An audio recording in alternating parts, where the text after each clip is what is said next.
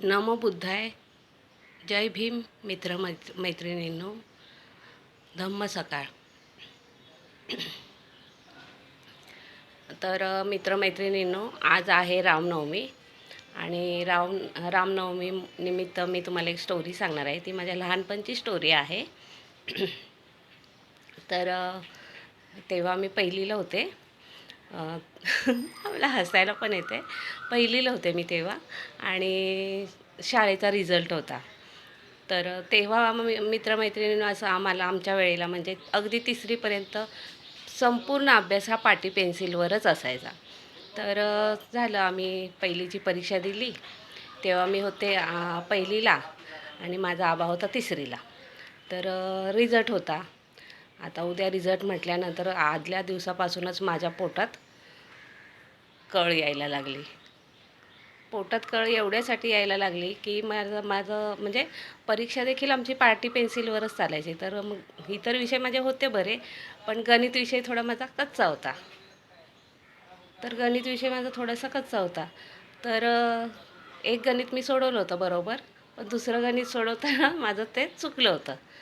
तर मला थोडी धाकधूक होती की आता मी पास होते की नापास होते, तेच मला कळेना.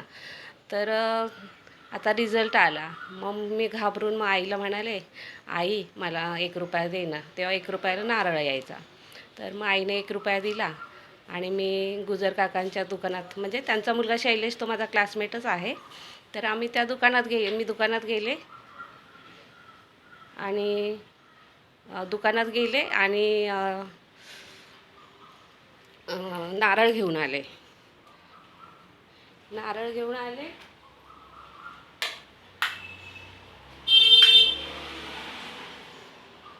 नारळ घेऊन आले आणि लहानपणापासून माझी श्रद्धा आहे भगवान गौतम बुद्ध, बाबासाहेब, रमाबाई आणि लक्ष्मी आई. लक्ष्मी आईचं मंदिर आमच्या घराच्या शेजारीच होतं. तर तिकडे मी नारळ बाबासाहेबांना, रमाबाईंना हात जोडले. म्हटलं, बाबा गौतम बुद्ध, बाबासाहेब, रमाबाई, बा उद्या माझा रिझल्ट आहे, तर मी पास होऊ दे. आणि तो नारळ घेऊन मी लक्ष्मी आईच्या मंदिरात गेले. तर लक्ष्मी आईच्या मंदिरामध्ये असे लहान लहान असे देव होते. तर त्या प्रत्येक देवावर मी हळद कुंकू वाहिलं, पण नारळ मला कुठे फोडता येतो आहे. तो नारळ अख्खाच घेऊन मी घरी आले. तो नारळ फोडला आणि त्याचे 4-5 आईला म्हटलं, त्याचे लहान लहान 4-5 तुकडे कर. त्याचे छोटे छोटे तुकडे मी आई, बाबा आणि आबाला दिला. आबाला थोडा मोठाच दिला. म्हटलं, नापास वगैरे झाली तर मला त्याने मारू नये, म्हणून त्याला चांगली बुद्धी द्यावी देवाने, म्हणून त्याला थोडासा मोठाच दिला खोबऱ्याचा तुकडा. आणि नंतर मग उरलेला सगळा नारळ मी एकटीनेच खाल्ला. मला खोबरं खायला खूप आवडतं.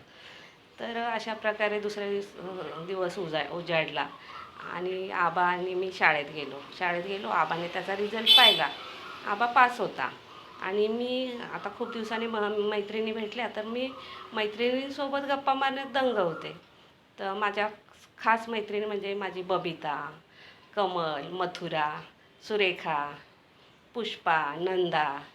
तर यांच्यामध्ये गप्पा मारण्यात मी इतकी मंत्रमुग्ध झाले होते की मला ते नारायण सरांनी, आणि तेव्हा म्हणजे असे रिझल्ट वगैरे हातात नव्हते कागदोपत्री, तर ते आपलं हजेरीपट उघडायचं आणि प्रत्येक मुलाचं हजेरी घ्यायची आणि सांगायचं पास की नापास.